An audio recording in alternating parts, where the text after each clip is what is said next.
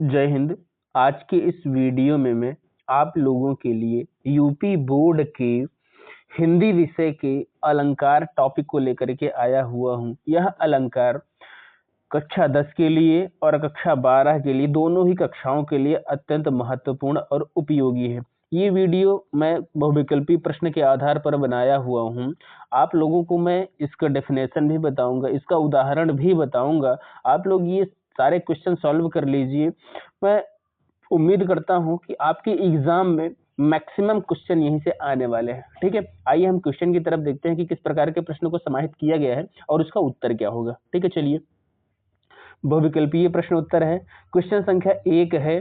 प्रश्न संख्या 1 में अगर आप देखोगे तो सबसे पहले रखा गया है एक उदाहरण। ठीक है, एक अलंकार है, उस अलंकार के उदाहरण को रखा गया है। ये देखते हैं कौन सा है। कह रहा है कि चरण धरत चिंता करत, चितवत चारहु ओर, सुबरन को खोजत फिरत, कवि व्यभिचारी चोर।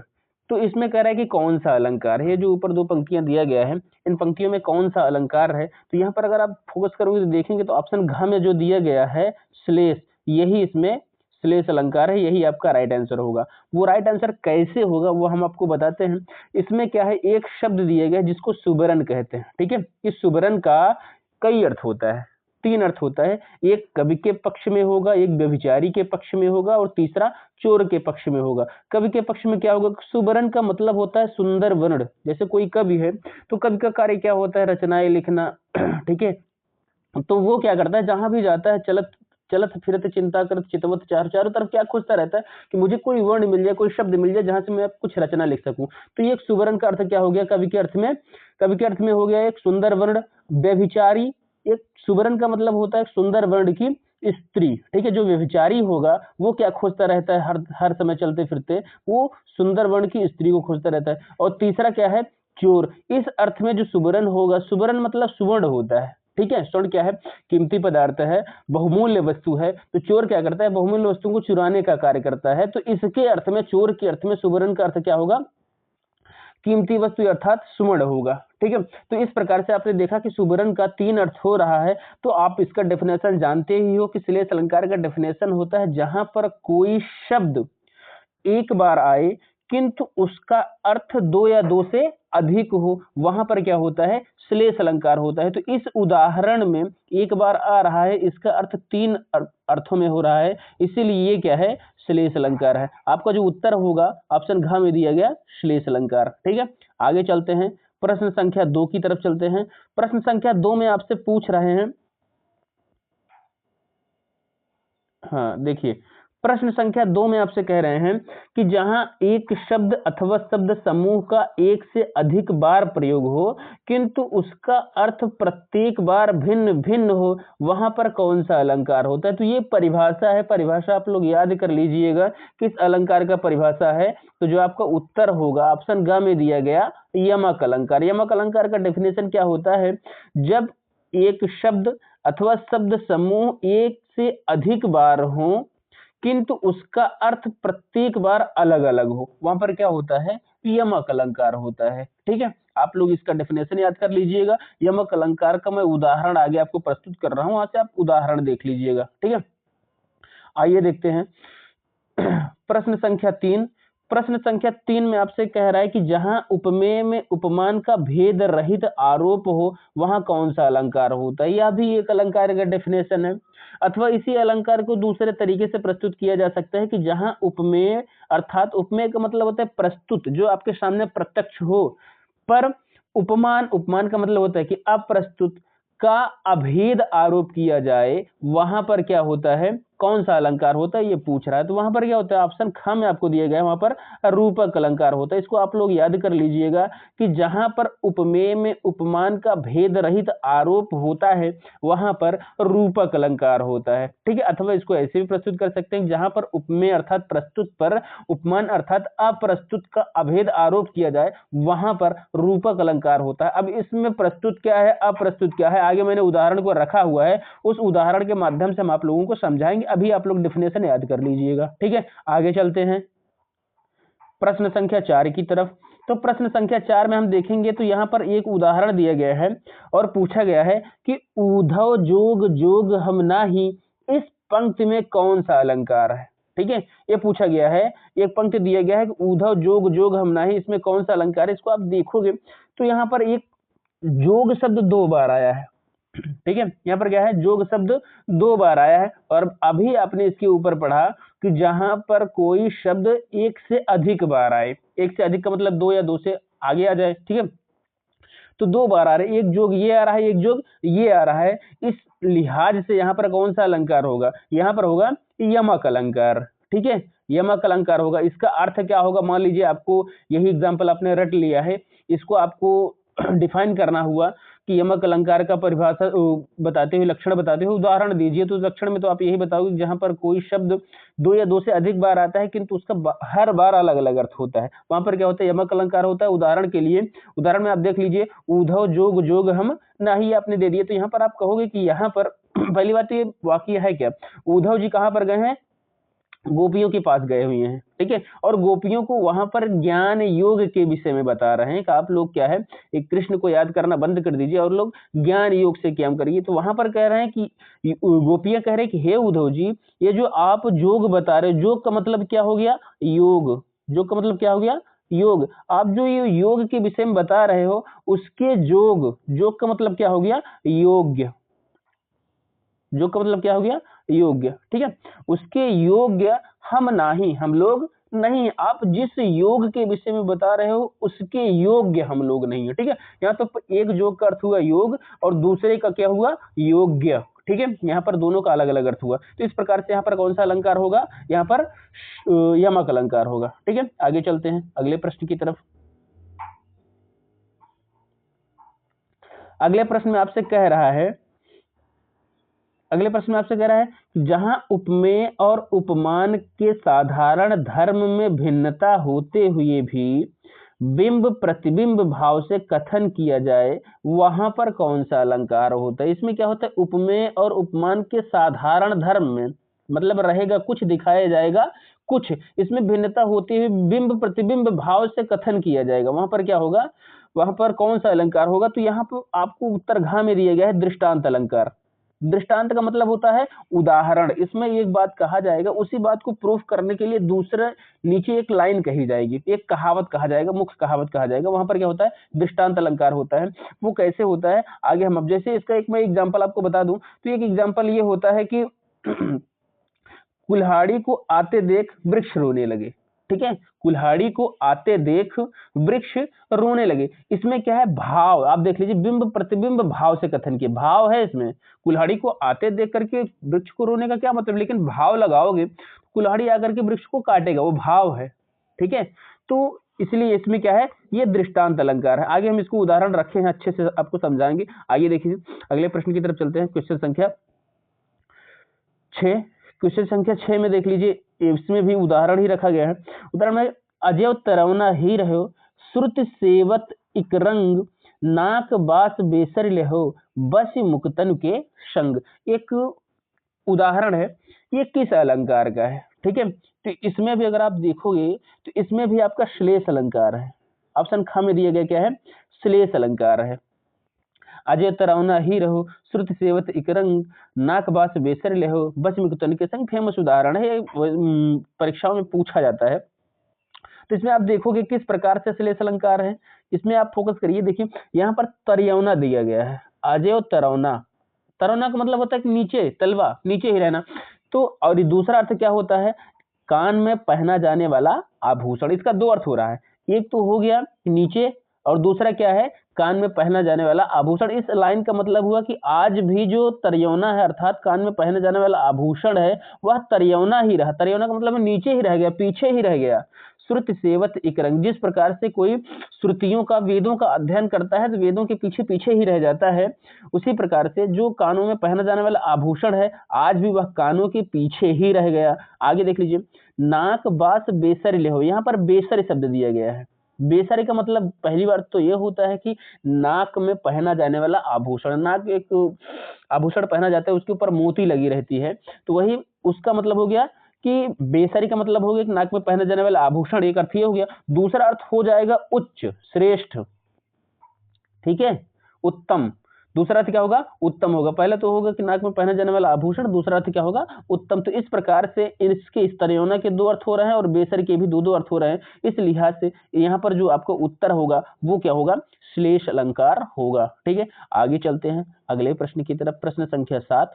7 में देख लीजिए, 7 में आपसे कह रहा है कि अंबर पनघट में डूबो रही तारा घट उषा नागरी। ये पूरी पंक्ति है कि बीती विभावरी जागरी, अंबर पनघट में डूबो रही तारा घट उषा नागरी। इसमें कई अलंकार है, इसमें तो एक मानवीकरण अलंकार है। यहाँ पर आप देखोगे तो प्रकृति को मानव के रूप में प्रस्तुत किया जा रहा है। ठीक है, प्रकृति को क्या है? मानव के रूप में प्रस्तुत किया जाए तो मानवीकरण अलंकार है, लेकिन इस पे आपके ऑप्शन में है नहीं। तो आपको क्या करना है? इसी में से किसी एक का उत्तर देना है। यहाँ पर आप देखोगे तो अंबर पनघट, अंबर रूपी पनघट में, अंबर माने आकाश होता है, पनघट माने जहां पर लोग पानी भरने जाते हैं, जैसे नदी हो गया, समुद्र हो गया। ठीक है, तो अंबर रूपी पनघट में तारा घट, तारा रूपी घट माने घड़ा होता है, तारा रूपी घड़ा को उषा माने होता है सूर्योदय से पहले का जो समय होता है वो उषा कहलाता है, और नागरी माने स्त्री होता है। ठीक है, उषा रूपी अर्थात सूर्योदय से पहले की जो पहले रूपी जो उषा है, उस वह रूपी स्त्री जो है वह आकाश रूपी पनघट में तारा रूपी घड़े से डूबो रही है। ठीक है, तो यहाँ पर क्या है? रूपक अलंकार का प्रयोग किया गया है। ठीक है, यहाँ पर क्या है? भेद रहित आरोप किए गए। अंबर और पनघट में भेद रहित आरोप है, तारा और घट में भी भेद रहित आरोप है, उषा और नागरी में भी भेद रहित आरोप है। इस प्रकार से आपका जो उत्तर होगा वो क्या होगा? रूपक अलंकार होगा। ठीक है, आगे चलते हैं अगले प्रश्न की तरफ। प्रश्न संख्या 8। प्रश्न संख्या 8 में देखोगे तो यहाँ पर आपको एक उदाहरण दिया गया है कि अब जीवन की कपि आस न कोय, कनगुरिया की मुदरी कंगना होय। इस पद में निहित अलंकार का नाम निम्नांकित विकल्पों में से लिखे। 4 विकल्प दिए गए, चारों विकल्पों में से पूछा जा रहा है कि इसमें कौन सा अलंकार है। उत्तर अगर आप फोकस करोगे तो यहाँ पर जो ऑप्शन घ में आपको दिया गया है अतिशयोक्ति अलंकार, यही अलंकार है। इसका मैं परिभाषा आपको बता दूं, जहां पर किसी बात को इतना बढ़ा चढ़ा करके प्रस्तुत किया जाए कि वह लोक मर्यादा, लोक नियमों का भी उल्लंघन कर जाए, अर्थात वास्तविकता में वैसा संभव हो ही ना, इस तरह के कथन अगर कहे जाएंगे तो वो क्या होगा? अतिशयोक्ति अलंकार होगा। और इसमें अतिशयोक्ति अलंकार कैसे हुआ हम वो बता दे रहे हैं आपको। इसमें कह रहे हैं कि सीता जी हनुमान जी से कह रहे हैं कि हे कपि, अब इस जीवन की कोई आस नहीं रह गया है, अर्थात मैं जीवित रहूंगी कि नहीं रहूंगी इसका कोई आस नहीं हो गया है। क्यों? क्योंकि कनगुरिया की मुदरी, कनगुरी में जो कनिष्ठिका होती है उस कनगुरी अंगुली में जो मुदरी पहनी जाती है, कह रहे हैं कंगना होए, वो कंगना हो गया है। अब आप बताइए, कनगुरी में जो मुदरी पहनी जाती है वो कभी कंगना हो सकता है? अर्थात कोई व्यक्ति इतना भी पतला नहीं हो जाएगा कि कनगुरी में पहनी जाने वाली अंगुली ही कंगन का काम करने लगेगा। ठीक है, यहाँ पर बढ़ा चढ़ा करके प्रस्तुत किया गया। इस प्रकार से यहाँ पर क्या होगा? अतिशयोक्ति अलंकार होगा। ठीक है, आगे देखते हैं अगला प्रश्न। प्रश्न संख्या 9। प्रश्न संख्या 9 में कहा जा रहा है कि पापी मनुज भी आज मुख से राम राम निकालते, देखो भयंकर भेड़ ये भी आज आंसू ढालते। यहाँ पर अगर आप देखोगे तो पूछ रहा है कि इस पंक्तियों में कौन सा अलंकार है। इन पंक्तियों में, तो इन पंक्तियों में अभी आपने डेफिनेशन पढ़ा था, इसमें क्या है? दृष्टांत अलंकार है। एक बात ऊपर कहा जाएगा, नीचे एक उदाहरण के माध्यम से उसको समझाया जाएगा। ठीक है, अब देख लीजिए, पापी मनुष्य भी आज मुख से राम राम निकालते। एक कथन ये देख लीजिए, पापी मनुष्य जो है वो भी क्या कर रहा है? मुख से राम राम निकाल रहा है, वास्तव में नहीं निकाल रहा है। ठीक है, पापी मनुष्य राम राम क्यों निकालेगा भाई? ठीक है, तो लेकिन नीचे वाली लाइन से इसको स्पष्ट किया गया एक उदाहरण देकर के कि देखो भयंकर भेड़ ये भी आज आंसू, जो भयंकर भेड़िए हैं जिसका काम है क्या? हिंसा करना, वो भेड़िए भी आंसू ढाल रहे हैं, अर्थात आंसू बहा रहे हैं, अर्थात दिखावा कर रहे हैं। ठीक है, यहाँ पर ये जो ऊपर दिखावा की बात किया जा रहा है उसको स्पष्टीकरण एक नीचे वाली लाइन से प्रस्तुत किया जा रहा है। यहाँ पर क्या है? दृष्टांत अलंकार होगा। आपका उत्तर ऑप्शन घ में दिया गया। ठीक है, आगे देखते हैं। आगे देख लीजिए, आगे प्रश्न संख्या 10 में आपसे कहा जा रहा है, जहां किसी वस्तु की इतनी प्रशंसा की जाए कि लोक मर्यादा का अतिक्रमण हो जाए, वहां पर कौन सा अलंकार होता है? ठीक है, अथवा इसी प्रश्न को दूसरे तरीके से पूछा जा सकता है कि जहां किसी वस्तु का इतना बढ़ा चढ़ा करके वर्णन किया जाए कि सामान्य लोक सीमा का उल्लंघन हो जाए, वहां पर कौन सा अलंकार होता है? ठीक है, तो यहाँ पर देख लीजिए, आपको पता ही, अभी अब मैंने उदाहरण के माध्यम से आपको बताया था, वहां पर क्या होता है? अतिशयोक्ति अलंकार होता है। लोक, सामान्य लोक सीमा का उल्लंघन हो जाए, ठीक है, वो क्या होता है? अतिशयोक्ति अलंकार होता है। आगे चलते हैं अगले प्रश्न की तरफ। क्वेश्चन संख्या 11 में देखते हैं। क्वेश्चन संख्या 11 में डेफिनेशन है। यहाँ पर देख लीजिए, कहा जा रहा है कि जहां उपमेय को उपमान और उपमान को उपमेय बना दिया जाए, वहां पर कौन सा अलंकार होता है? जहां पर उपमेय को उपमान बना दिया जाए, और उपमान को उपमेय बना दिया। जैसे होता है अमूमन व्यक्तिगत जीवन में व्यक्ति क्या करता है, तुलना करता है कि तुम्हारा मुख चंद्रमा के समान है, ठीक है, और यहाँ पर क्या चंद्रमा का मुख तुम्हारे समान है, अगर इस तरह से कर दिया जाए, ठीक है, ये डेफिनेशन। आगे इसी को दूसरी तरह से पूछा जा सकता है, अगर अथवा इसमें देख लीजिए ऐसे पूछा जाए कि जहां प्रसिद्ध उपमान को उपमेय बना दिया जाए अथवा उसकी व्यर्थता प्रदर्शित कर दी जाए, वहां पर कौन सा अलंकार। कहने का मतलब यह है कि उपमान को बेचारा दिखा दिया जाए, ठीक है, कमजोर दिखा दिया जाए, जो उपमेय है अर्थात जिस व्यक्ति की तुलना किया जा रहा है उससे ही श्रेष्ठ बता दिया जाए, तो वहां पर कौन सा अलंकार होता है, वहां पर क्या होगा, वो प्रतीप अलंकार होगा। ये उपमा का जस्ट अपोजिट होता है, बिल्कुल उल्टा होता है। उपमा में क्या होता है कि तुम्हारा मुख चंद्रमा के समान है, ठीक है, ये हो गया उपमा। लेकिन प्रतीप में क्या होगा, चंद्रमा का मुख तुम्हारे समान है, ठीक है, तो उल्टा हो जाएगा, जस्ट अपोजिट। ये क्या है, प्रतीप अलंकार होगा। जैसे एक उदाहरण, फेमस उदाहरण है कि सीय मुख समता किम करे चंद बापुरो रंक। यहाँ पर शी मंद सीता के मुख की समानता बेचारा चंद्रमा क्या करेगा, अर्थात उपमान तो क्या है, चंद्रमा है, लेकिन उपमान को क्या किया जा रहा है, यहाँ पर उसकी व्यर्थता प्रदर्शित कर दी जा रही है। इस प्रकार से वहां पर क्या होगा, प्रतीप अलंकार होगा। तो डेफिनेशन इसको याद कर लीजिएगा। आगे चलते हैं अगले प्रश्न की तरफ। क्वेश्चन संख्या 12 में देखते हैं। प्रश्न संख्या 12 में दिया गया है कि ये बहुत फेमस उदाहरण है, रहमन पानी राखिए बिन पानी सब सून, पानी गए न उबरे मोती मानुष चून। यहाँ पर पानी शब्द है और इस पानी शब्द का कई अर्थ होगा, ठीक है, एक मोती के अर्थ में होगा, एक मनुष्य के अर्थ में होगा, एक चून के अर्थ में। आपको पता ही है, इसमें बहुत अधिक टाइम नहीं वेस्ट करेंगे, आप जान लीजिए कि इसमें कौन सा अलंकार है, इसमें आपका श्लेष अलंकार है, ठीक है, इसमें क्या है, श्लेष अलंकार है। आगे देखते हैं, अगले प्रश्न की तरफ चलते हैं। प्रश्न संख्या 13 में आपसे कहा जा रहा है कि उस काल मारे क्रोध की तन कांपने उसका लगा, मानो हवा के वेग से सोता हुआ सागर जगा। इसमें निहित अलंकार है, जो ऊपर दिया गया है इन पंक्तियों में कौन सा अलंकार है, अगर आप इसको देखोगे तो उत्प्रेक्षा अलंकार होगा इसमें, ठीक है। ऑप्शन ग में क्या है, उत्प्रेक्षा अलंकार है, जहां पर उपमेय में उपमान की संभावना व्यक्त की जाए। यहाँ पर देख लीजिए योजक चिन्ह होता है उत्प्रेक्षा अलंकार का, मानो, इसका योजक चिन्ह होता है क्या, जनु जानो, जनु, जहां पर जनु शब्द दिख जाए जान लीजिएगा वो क्या है, उत्प्रेक्षा अलंकार है। जानो शब्द दे दिया जाए, जानो, ठीक है, मनु, मनु शब्द दे दिया जाए, उसके बाद मानो शब्द दे दिया जाए, मानो, यहाँ पर क्या है, मानो दिया गया है, मानो, और जनहु और मनहु, ये शब्द अगर आप कहीं पर भी मिलते हैं तो वहां पर तुरंत आप क्या बताएंगे, वहां पर उत्प्रेक्षा अलंकार है, ठीक है, संभावना व्यक्त किया जाता है। आगे चलते हैं, अगले प्रश्न की तरफ चलते हैं।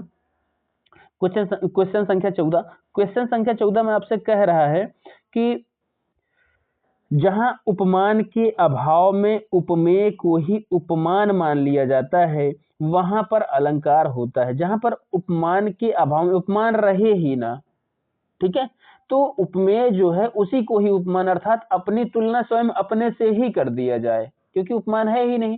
जैसे राम के समान कौन है, राम के समान कोई है ही नहीं, तो राम की तुलना स्वयं राम से ही कर दिया जाए कि राम के समान स्वयं राम है, ठीक है।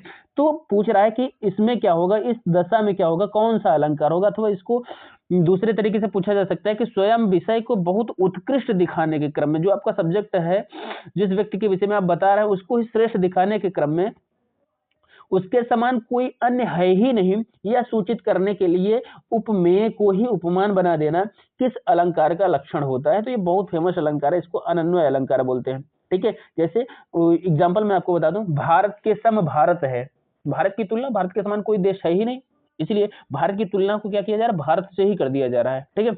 आई होप आपको ये अच्छे समझ में आया होगा। ये है डेफिनेशन और मैंने आपको क्या बता दिया, उदाहरण बता दिया, आप लोग याद कर लीजिए। आगे चलते हैं अगले प्रश्न की तरफ। क्वेश्चन संख्या 15 में पूछा जा रहा है आपसे कि जहां रूप रंग आज के सादृश्य से उपमेय में उपमान का संशय बना रहे वहां पर कौन सा अलंकार, संशय बना रहे, संदेह बना रहा है, तो संदेह अलंकार होगा जी, ठीक है। आपको जो उत्तर होगा क्या होगा, संदेह अलंकार होगा। उपमेय में उपमान में स्पष्ट ही नहीं हो पाएगा कौन सा उपमेय है कौन सा उपमान। इसका फेमस उदाहरण है, सारी बीचे नारी है कि नारी ही बीचे सारी है, कि सारी ही किनारी है, कि नारी ही सारी है।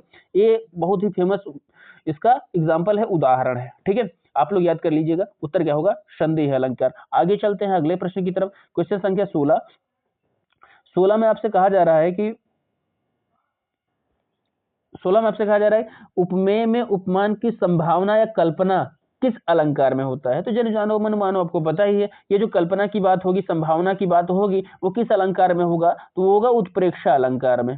ठीक है, जहां पर उपमेय में उपमान की संभावना व्यक्त की जाए, जन जानो मन मानो जनो मनो, ये शब्द आपको दिखाई पड़ेंगे, वो क्या होगा, उत्प्रेक्षा अलंकार होगा। ठीक है, आगे चलते हैं, अगले प्रश्न की तरफ चलते हैं। क्वेश्चन संख्या 17 में देखते हैं, एक उदाहरण दिया गया है और उदाहरण के बाद पूछा गया है कि इसमें कौन सा अलंकार है। देख लीजिए, कैधो बेऊ वीथिका भरे हैं भूरी धूम के तो वीर रस वीर तरवारी सी उघारी है, उपरोक्त पंक्ति में कौन सा अलंकार है। ठीक है, उपरोक्त पद में क्या है, कौन सा अलंकार है, आपसे पूछा जा रहा है। तो ये तो बहुत ही सिंपल, आपको पता ही कि इसमें कौन सा अलंकार है, ये संदेह अलंकार है इसमें। ठीक है, ये कौन सा अलंकार है, संदेह अलंकार। इसमें एक अलंकार और है, यहाँ पर तरवार सी दिया गया है, सी माने सा सम समान। ठीक है, तो उपमा अलंकार भी होगा, लेकिन उपमा अलंकार आपके ऑप्शन में नहीं है। ये क्या है, संदेह अलंकार है। संदेह अलंकार कैसे कह रहे, कैधो व्योम वीथिका, जैसे जो वीर शिवाजी की जो सेना है, वो भूषण जी उसका वर्णन करते हुए कहते हैं कि ऐसा प्रतीत हो रहा है कि उनकी सेना व्योम माने आकाश में वीथिका के समान, तारों के समान, अथवा भरे हैं भूरी धूम, अथवा ऐसा प्रतीत हो रहा है कि जैसे धूमकेतु पुच्छल तारे इत्यादि भर गए हैं। मतलब स्पष्ट ही नहीं हो रहा सेना है कि तारे हैं कि नदियां हैं कि क्या है, यह स्पष्ट नहीं हो पा रहा, इसलिए क्या होगा, संदेह अलंकार होगा। आगे चलते हैं अगले प्रश्न की तरफ। क्वेश्चन संख्या 18 देखते हैं। 18 में आपसे पूछा जा रहा है, एक उदाहरण दिया गया है, कह रहे हैं कि रहमन असुआ नयन ढरी जिये दुख प्रकट करे जाहि निकारो गेहते कसन भेद कई दे। बहुत ही आसान है ये, इसका जो उत्तर होगा आपको क्या होगा, ऑप्शन घ में दिया गया है, दृष्टांत अलंकार है। ठीक है, ये क्या है, दृष्टांत अलंकार। मैंने आपको बताया है, जब ऊपर कोई बात कहा जाए उसी को स्पष्ट करने के लिए नीचे एक और लाइन जोड़ दिया जाए उदाहरण के माध्यम से, तो वहां पर क्या होगा, दृष्टांत अलंकार होगा। इसमें क्या है, कौन सा दृष्टांत, कौन सा उदाहरण प्रस्तुत किया जा रहा है, वो हम आपको बता रहे हैं। देख लीजिए, थोड़ा सा ध्यान दीजिएगा। पहली पंक्ति में कहा जा रहा है कि रहीमन असुआ नयन, रहीमदास जी कहते हैं कि असुआ नयन, आंसू जो है नयन में भर करके जी दुख प्रकट, जीवन होता है वह दुख को व्यक्त करता है। जब आंखों में आंसू भर जाता है तो जो जीवन है वो क्या करता है, दुख को व्यक्त करता है। क्यों, क्योंकि आंसू जो है आंख से निकलने वाले हैं। इसी बात को स्पष्टीकरण कैसे, दूसरी लाइन देख रही है, जा ही निकारो गेह, जिसको गेह माने घर से निकारो माने निकाला जाएगा, कस न भेद कही दे, वह किस प्रकार से इस प्रकार के भेद को, दुख को क्यों नहीं प्रकट कर देगा। अर्थात किसी व्यक्ति को उसके घर से निकाल दिया जाए तो वह दुखी होगा। उसी प्रकार से आंखों से क्या है, आंसुओं को निकालने से जो जीवन है, जिंदगी है, वो क्या है, दुख को व्यक्त करता है, दुखी हो जाता है। ठीक है, तो यहाँ पर क्या होगा, दृष्टांत अलंकार है। आगे चलते हैं अगले प्रश्न की तरफ। अगले प्रश्न में आपसे पूछा जा रहा है कि बंधव कोमल कमल से जग जननी के पाए, उक्त पंक्ति में कौन सा अलंकार है। तो यहाँ पर आप देखोगे तो बंधव कोमल कमल से, कोमल कमल से माने समान, कोमल कमल के समान क्या है, जग जननी के पांव। जग जननी जो सीता मैया है, सीता मैया के पांव किसके समान है, कोमल कमल के समान। यहाँ पर क्या है, उपमा दिया जा रहा है, तुलना किया जा रहा है। ठीक है, तो यहाँ पर क्या होगा, ऑप्शन घ में दिए गया जो आपको उत्तर होगा उपमा अलंकार, यही आपका राइट आंसर होगा। ठीक है, आगे चलते हैं अगले प्रश्न की तरफ। अगले प्रश्न में आपसे पूछा एक उदाहरण दिया गया है, उदाहरण में इसके बाद पूछा जा रहा है कौन सा अलंकार है कि विदग्ध होके कण धूलि का धूलि राशि का तपे हुए लौह कणों के समान था। विदग्ध होके कण धूलि राशि का तपे हुए लौह कणों के समान था, यहाँ पर समान दिया गया है।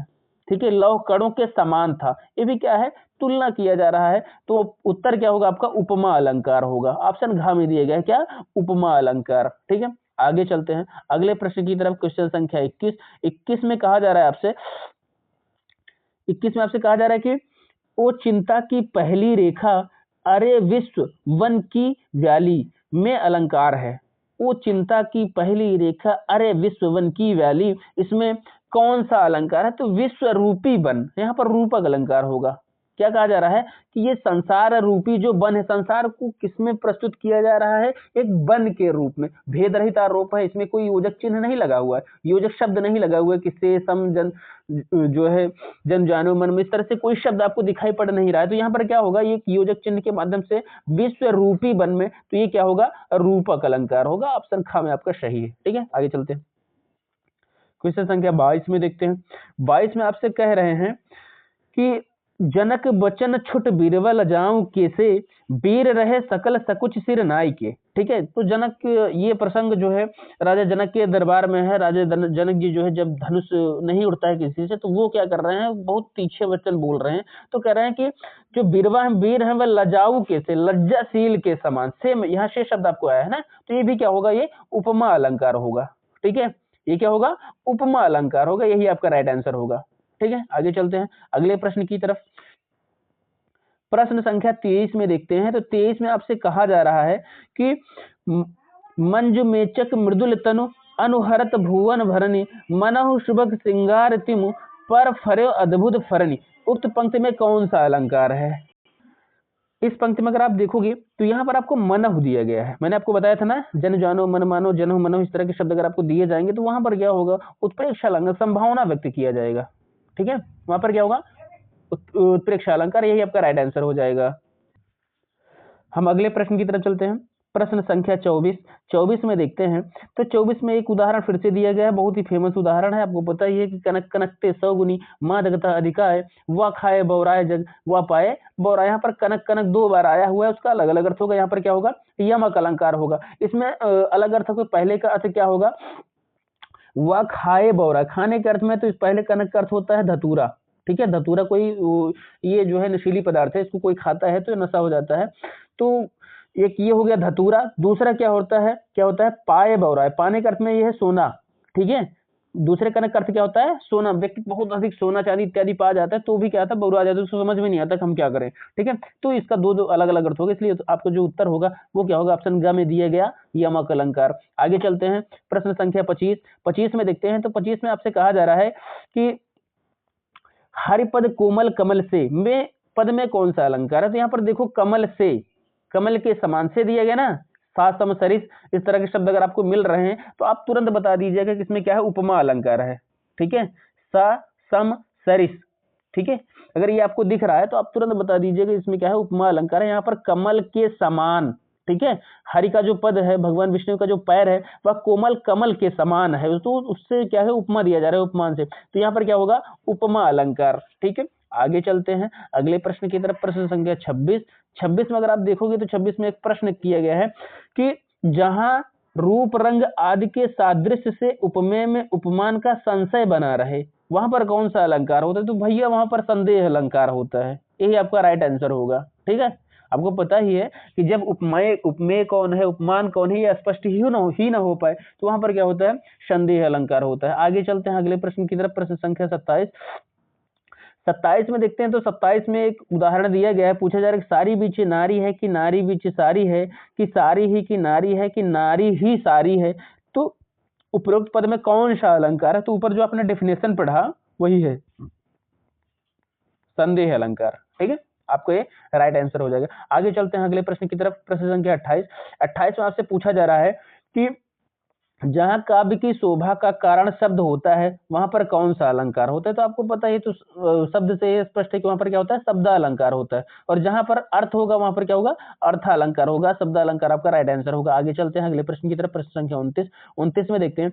तो 29 में आपसे एक उदाहरण दिया गया है कि रघुपति राघव राजा राम पतित पावन सीताराम। उक्त पंक्ति में कौन सा अलंकार। यहाँ पर देखो कि र मतलब र वर्ण की आवृत्ति बहुत बार हो रही है, वहां पर क्या है, अनुप्रास अलंकार होगा। अनुप्रास अलंकार का डेफिनेशन भी मैं आपको बता दूं, जहां पर किसी एक ही वर्ण या अक्षर की आवृत्ति बार बार हो, वहां पर क्या होता है, अनुप्रास अलंकार होता है। इसमें शब्द का नहीं होगा, इतना फोकस करिएगा। अगर आपको लिखने के लिए आ गया कि अनुप्रास अलंकार का लक्षण लिखिए, तो आप क्या लिखोगे, जहां पर किसी एक ही वर्ण की आवृत्ति, वर्ण या अक्षर लिखिएगा, शब्द नहीं। शब्द लिखोगे तो गलत हो जाएगा। ठीक है, जहां पर एक ही वर्ण की आवृत्ति 2 या 2 से अधिक बार हो, वहां पर क्या होगा, वहां पर अनुप्रास अलंकार होगा। ठीक है, आगे चलते हैं अगले प्रश्न की तरफ। अगले प्रश्न में देखते हैं। तो इसमें भी एक प्रश्न डेफिनेशन रखा गया, जहां उपमेय की उपमान के रूप में संभावना की जाए। आपको पता है कि जहां पर संभावना आ जाएगा, जन जानो मन मानो जनो मनो, वहां पर क्या होगा, उत्प्रेक्षा अलंकार। ऑप्शन ख आपका राइट आंसर हो जाएगा। ठीक है, ये तो बहुत ही आसान है, आप लोगों की सरल है, आप लोग एक बार रिवाइज कर लीजिएगा अच्छे से। मुझे लगता है कि आपको गलत नहीं होने वाला है।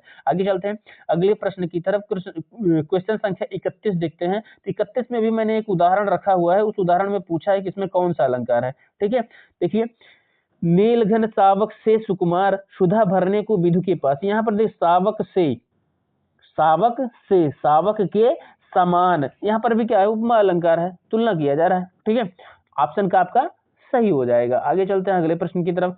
क्वेश्चन संख्या 32। 32 में अगर आप देखेंगे तो 32 में आपसे पूछा जा रहा है कि चरण कमल बंधव हरिराई में कौन सा अलग, चरण कमल, चरण रूपी कमल, इसको जोड़ने के लिए कोई शब्द नहीं दिया गया है। ठीक है, एक योजक चिन्ह दिया गया है हाइफन का, तो चरण रूपी कमल जो है बंधव हरिराई, हरि के मैं चरण रूपी कमलों की क्या करता हूँ, वंदना करता हूँ। तो यहाँ पर क्या होगा, ऑप्शन ग में दिया गया है रूपक अलंकार। ठीक है, यहाँ पर क्या होगा, रूपक अलंकार। आगे चलते हैं अगले प्रश्न की तरफ। क्वेश्चन संख्या 33 में देखते हैं, तो रूपक अलंकार के भेद के बारे में पूछा गया है कि रूपक अलंकार के कितने भेद हैं। तो रूपक अलंकार के टोटल ऑप्शन घ में दिए गए उत्तर आपका 3 है। रूपक अलंकार के 3 भेद होते हैं। अगला प्रश्न देख लीजिए अगले प्रश्न की तरफ। क्वेश्चन संख्या 34। 34 में आपसे पूछा जा रहा है कि जहां समान वर्णों का बार बार आवृत्ति होती है वहां पर अलंकार होती है। डेफिनेशन, अभी डेफिनेशन मैंने आपको बताया कि वर्णों की आवृत्ति, अक्षरों की आवृत्ति, तो वहां पर क्या होता है, अनुप्रास अलंकार होता है। ठीक है, वहां पर क्या होता है, अनुप्रास अलंकार। ऑप्शन का आपका सही हो जाएगा। आगे चलते हैं अगले प्रश्न की तरफ। प्रश्न संख्या 35। 35 में देखते हैं, तो 35 में प्रश्न किया गया है कि उपमा अलंकार का विपरीत अलंकार क्या होता है। मैंने आपको बताया था कि उपमा अलंकार का विपरीत क्या होता है, प्रतीप अलंकार होता है। उपमा अलंकार का डेफिनेशन होता है जहां पर उपमेय में उपमान की तुलना की जाए, वहां पर क्या होता है, उपमा अलंकार होता है। लेकिन प्रतीप अलंकार में जहां उपमान की तुलना उपमेय से की जाए अथवा उपमान को व्यर्थ बता दिया जाए, वहां पर क्या होगा, प्रतीप अलंकार होगा। ठीक है, आगे चलते हैं अगले प्रश्न की तरफ। अगले प्रश्न में 36 में आपसे पूछा जा रहा है कि जहां उपमेय और उपमान के साधारण धर्म में भिन्नता होने पर कौन सा अलंकार होता है। उपमेय और उपमान के साधारण धर्म में भिन्नता होगा तो वो क्या होगा, दृष्टांत अलंकार होगा। ठीक है, जैसे कुल्हाड़ी को आते देख वृक्ष रोने लगे, साधारण धर्म में बिल्कुल भिन्नता है भाई, कुल्हाड़ी और वृक्ष जो दोनों भिन्न है, दोनों अलग अलग हैं। ठीक है, समानता नहीं है, लेकिन भाव की प्रतिबिंबता है, इसमें भाव दिखाई पड़ेगा, तो इस दृष्टि से ये क्या होगा, दृष्टांत अलंकार होगा। यही आपका राइट आंसर हो जाएगा। आगे चलते हैं अगले प्रश्न की तरफ। अगले प्रश्न में देखते हैं, तो अगले प्रश्न में आपसे पूछा जा रहा है कि जहां उपमेय को ही उपमान बना दिया जाए वहां पर कौन सा अलंकार होता है। जो उपमेय रहेगा, उपमेय को ही उपमान बना दिया, अर्थात उपमान का अभाव रहेगा। भारत के सम भारत है, सीता के सम सीता है, इत्यादि जो सेंटेंस है ये सब क्या है, आपका अनन्वय अलंकार होगा, इसमें उपमान रहेगा ही नहीं। ठीक है, ये आपका राइट आंसर हो जाएगा, ऑप्शन खा। आगे चलते हैं अगले प्रश्न की तरफ। क्वेश्चन संख्या 38 में देखते हैं, तो 38 में पूछा जा रहा है प्रस्तुत में अप्रस्तुत की संभावना कौन सा अलंकार कहते हैं। जिसमें संभावना शब्द आएगा, संभावना व्यक्त किया जाएगा, वहां पर होगा क्या, आपको पता ही है कि वहां पर उत्प्रेक्षा अलंकार होता है। ऑप्शन खा आपका सही हो जाएगा। ठीक है, आओ योजक चिन्ह भी आप अगर उदाहरण आता है तो याद रखिएगा, जन जनो मन मानो जन्म मनो, इतने शब्द आप याद रखिएगा तो आपका कल्याण हो जाएगा। आगे चलते हैं अगले प्रश्न की तरफ। क्वेश्चन संख्या 39 में देखते हैं।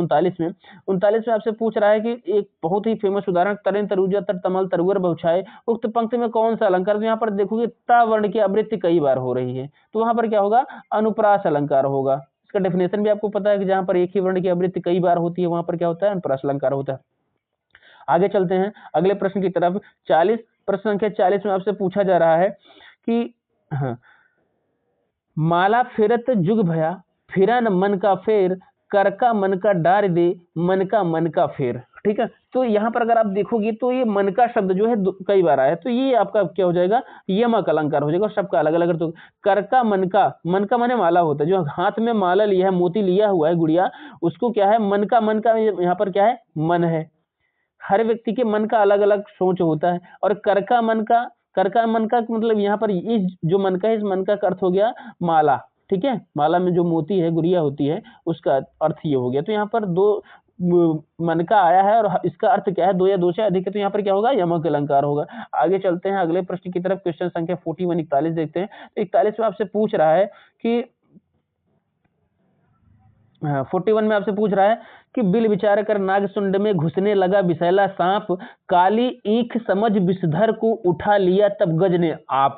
ठीक है, एक सर्प है, वो हाथी के सूंड को, नाग माने हाथी होता है, हाथी के सूंड में घुसने लगा विषय, उसने सोचा कि ये क्या है, बिल है, उसमें वह बिल समझ करके घुसने लगा। और काली ईख समझ विषधर को, जो विषधर था सर्प था, हाथी ने क्या किया, उसको काली ईख समझ लिया, काले कलर का एक गन्ना पड़ा हुआ है, उठा लिया, तब गज ने उठा लिया। तो यहाँ पर क्या है, भ्रम हो गया है, उपमेय में उपमान का भ्रम हो गया है, इसीलिए क्या होगा, ये भ्रांतिमान अलंकार होगा। ठीक है, ये क्या होगा, भ्रांतिमान अलंकार होगा। आगे चलते हैं अगले प्रश्न की तरफ। प्रश्न संख्या 42 में पूछ रहे हैं कि मुन्ना तब मम्मी के सिर पर देख देख दो चोटी, भाग उठा भय मानकर सर पर सापिन लोटी। मम्मी ने क्या किया है, दो चोटी बांधा हुआ है, तो जो मुन्ना छोटा सा बच्चा है वो मम्मी के सिर पर दो चोटी को देख करके भागा वहां से डर करके, क्या सोच करके, सर पर सापिन, उसने सोचा कि सर पर क्या है, सांप लौट रहा है, उसको भी भ्रम हो गया, तो वहां पर क्या होगा, भ्रांतिमान अलंकार हो जाएगा। ठीक है, वहां पर क्या होगा, भ्रांतिमान अलंकार होगा। आगे चलते हैं अगले प्रश्न की तरफ। क्वेश्चन संख्या 43 देखते हैं। 43 में आपसे पूछा जा रहा है, हाँ 43 में आपसे पूछा जा रहा है कि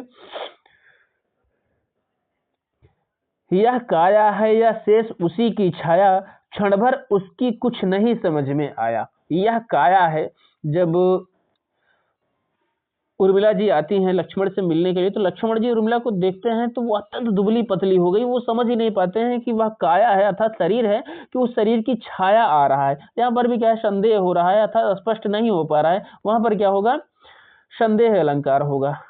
ठीक है, वहां पर क्या होगा, संदेह अलंकार हो जाएगा। आगे चलते हैं अगले प्रश्न की तरफ। क्वेश्चन संख्या 44 देखते हैं। 44 में कह रहे हैं कि 3 बेर खाती थी वो 3 बेर खाती है। ठीक है, तो यहाँ पर भी क्या है, उर्मिला की ही बात हो रही है कि 3 बेर मतलब 3 बार खाती थी। एक बेर का अर्थ क्या हुआ, बार, 3 बार खाती थी, और 3 बेर, बेर का मतलब होता है जो वृक्ष में फरता नहीं है, बैर, बैर। ठीक है, एक अर्थ हुआ बार, और एक बार एक का अर्थ हो गया बैर फल है। ठीक है, तो यहाँ पर क्या होगा, यमक अलंकार होगा, क्योंकि बेर शब्द 2 बार आया है, दोनों बार उसका अलग अलग अर्थ है। ठीक है, यहाँ पर क्या हो जाएगा, यमक अलंकार हो जाएगा। ठीक है, तो ये रहा अलंकार से संबंधित प्रश्न। आई होप आपको वीडियो समझ में आया होगा, आप लोग अच्छे से पढ़ते रहिए। आप लोगों को जो भी टॉपिक समझ में ना आया आप कमेंट कर सकते हैं, एक नया वीडियो आपको डाल देंगे। आप लोगों के लिए बहुत सारी बधाई, आप लोग अच्छे नंबर से पास हो, बहुत सारी शुभकामना के साथ मैं इस क्लास को यहीं पर बंद करता हूं। जय हिंद।